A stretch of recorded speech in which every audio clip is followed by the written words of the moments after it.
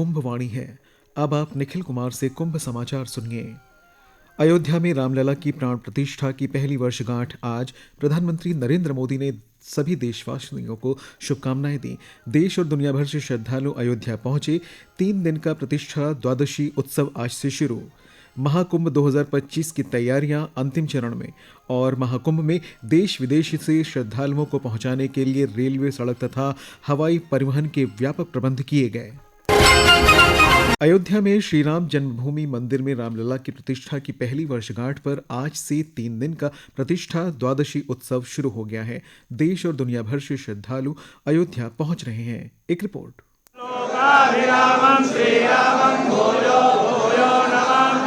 उल्लास है, जय श्री राम की चारों तरफ गूंज है। रामलला के भव्य श्री राम जन्मभूमि मंदिर में विराजमान होने की यह पहली वर्षगांठ है, इसलिए देश दुनिया से भक्त रामलला के दरबार में पहुंचे हैं। इस खास मौके पर रामलला सोने और चांदी से कढ़े पीतांबर को धारण कर भक्तों को दर्शन दे रहे हैं। मुख्यमंत्री योगी आदित्यनाथ ने 3 दिवसीय प्रतिष्ठा द्वादशी उत्सव का शुभारंभ किया। प्रतिष्ठा द्वादशी उत्सव के दौरान तीनों दिन 6 लाख श्री राम बीज मंत्र का जाप कर 21 वैदिक आचार्य माहौल को धार्मिकता से सराबोर करेंगे। साथ ही रोज शाम 6 से 9 बजे तक भगवान रामलला का बधाई गान होगा। इसके अलावा अंगद टीले पर रोजाना राम कथा, प्रवचन और सांस्कृतिक कार्यक्रम होंगे, जिनमें आम लोग शामिल हो सकेंगे। प्रथम वर्षगांठ के कार्यक्रम को देखते हुए तीनों दिन दर्शन के लिए किसी भी तरह के पास नहीं बनाए जाएंगे। साथ ही अधिक से अधिक लोग रामलला के दर्शन कर सकें, इसके लिए दूरदर्शन पर लाइव प्रसारण किया जा रहा है। भक्तों की सुविधा और सुरक्षा के लिए सुरक्षा व्यवस्था के कड़े इंतजाम किए गए हैं। ओम अवस्थी, आकाशवाणी समाचार, लखनऊ। प्रधानमंत्री नरेंद्र मोदी ने इस अवसर पर सभी देशवासियों को शुभकामनाएं दी हैं। उन्होंने सोशल मीडिया पर एक पोस्ट में कहा है कि सदियों के त्याग, तपस्या और संघर्ष के बाद बना ये मंदिर हमारी संस्कृति तथा आध्यात्म की महान विरासत है। ये मंदिर मात्र एक देव मंदिर नहीं है, ये भारत की दृष्टि का, भारत के दर्शन का, भारत के दिग्दर्शन का मंदिर। ये राम के रूप में राष्ट्र चेतना का मंदिर है। ये भव्य राम मंदिर साक्षी बनेगा भारत के उत्कर्ष का, भारत के उदय का। ये भव्य राम मंदिर साक्षी बनेगा भव्य भारत के अभ्युदय का, विकसित भारत का। ये मंदिर सिखाता है कि अगर लक्ष्य सत्य प्रमाणित हो, सामूहिकता और संगठित शक्ति से जन्मा हो, तब उस लक्ष्य को प्राप्त करना असंभव नहीं। गुलामी की मानसिकता को तोड़कर उठ खड़ा हो राष्ट्र, अतीत के हर दंश से हौसला लेता हुआ राष्ट्र ऐसे ही नव इतिहास का सृजन करता है। सियावर रामचंद्र की जय। प्रयागराज में महाकुंभ की तैयारियां अब अंतिम चरण में हैं। अखाड़ों के छावनी प्रवेश से लेकर कल्पवासियों और श्रद्धालुओं का संगम की पवित्र भूमि पर आना लगातार जारी है। सोमवार से शुरू हो रहे महाकुंभ में पुण्य का भागी बनने के लिए देश के कोने कोने से अघोरी साधु भी पहुंच रहे हैं। हमारे संवाददाता ने बताया है कि तीर्थ यात्रियों और पर्यटकों के लिए परिवहन के विभिन्न साधनों के माध्यम से यहां पहुंचने की विशेष व्यवस्था की गई है। भारतीय रेलवे ने प्रयागराज आने जाने वाले लाखों श्रद्धालुओं की सुरक्षित और कुशल यात्रा सुनिश्चित करने के लिए पुख्ता इंतजाम किए हैं। अमृत स्नान के लिए बड़ी संख्या में यात्रियों की सुविधा के लिए रेलवे 3,300 विशेष रेलगाड़ी सहित 10,000 से अधिक रेलगाड़ियां चला रहा है।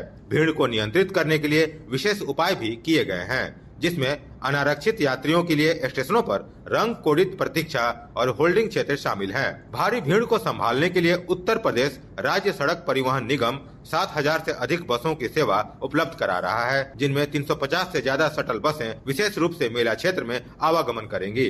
सामान्यतः तीर्थयात्री बस और रेलगाड़ी से आवागमन करते हैं, और लेकिन इस बार विमान सेवा भी महत्वपूर्ण योगदान देगा। एयरलाइंस प्रयागराज के लिए उड़ानें बढ़ा रही हैं और महाकुंभ की अवधि के लिए नए शहरों को जोड़ा जा रहा है। नई उड़ानों के जुड़ने से प्रयागराज से महाकुंभ के दौरान 25 प्रमुख शहरों से सीधा हवाई संपर्क हो जाएगा। अनुपम मिश्र के साथ आनंद कुमार, आकाशवाणी समाचार, प्रयागराज।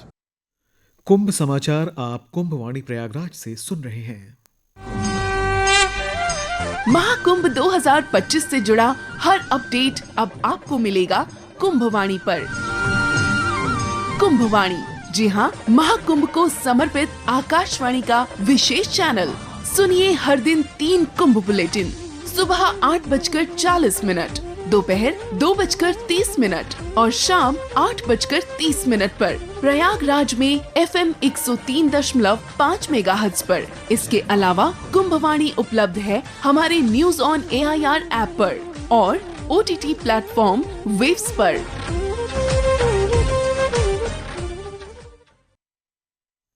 उत्तर प्रदेश के मुख्यमंत्री योगी आदित्यनाथ ने कल नई दिल्ली में प्रधानमंत्री नरेंद्र मोदी से भेंट की। मुख्यमंत्री ने कहा कि प्रधानमंत्री के मार्गदर्शन में प्रयागराज में आयोजित होने वाला महाकुंभ गौरव का प्रतीक है। उन्होंने कहा कि इस कुंभ में नए भारत को उसके दिव्य, भव्य और डिजिटल स्वरूप में प्रदर्शित किया जाएगा। और अब महाकुंभ की कुछ खबरें संक्षेप में।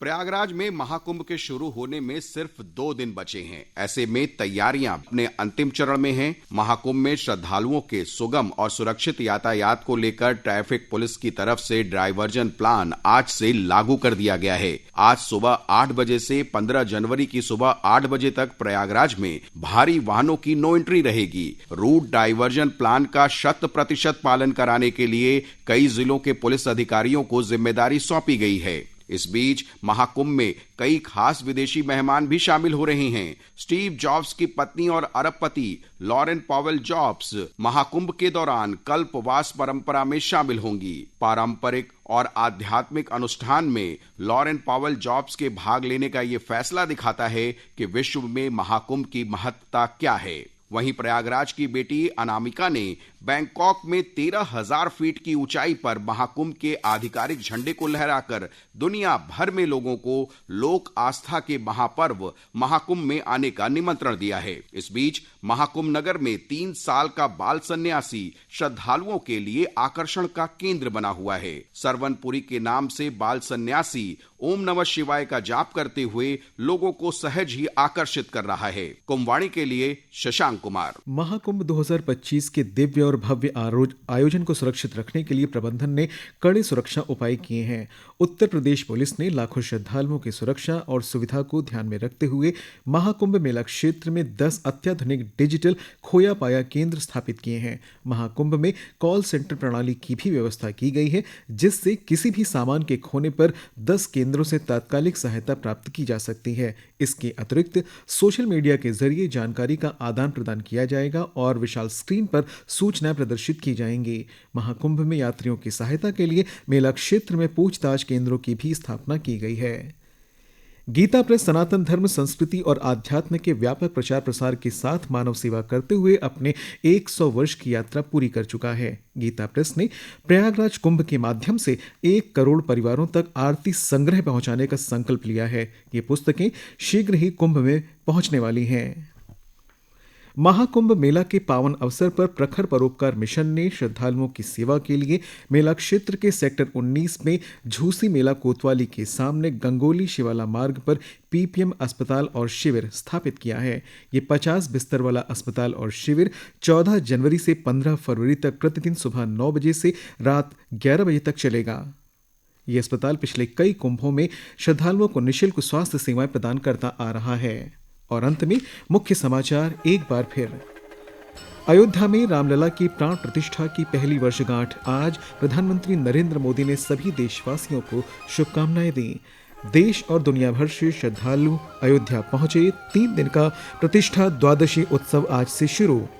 महाकुंभ 2025 की तैयारियां अंतिम चरण में और महाकुंभ में देश और विदेश से श्रद्धालुओं को पहुंचाने के लिए रेलवे, सड़क तथा हवाई परिवहन के व्यापक प्रबंध किए गए। इसके साथ ही कुंभ समाचार बुलेटिन समाप्त हुआ। नमस्कार।